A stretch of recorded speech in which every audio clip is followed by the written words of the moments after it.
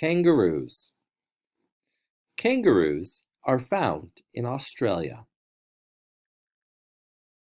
They can be up to 6 feet tall.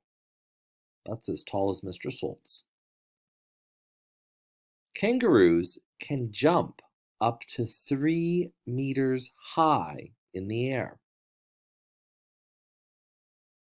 A baby kangaroo is called a joey.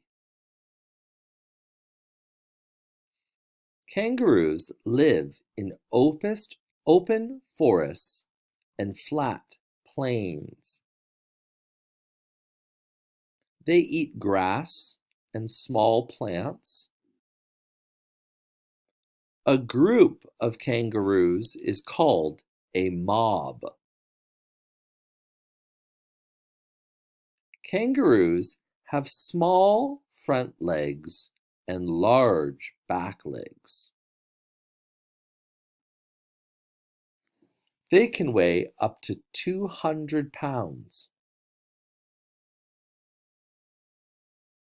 Kangaroos use their tail for balance.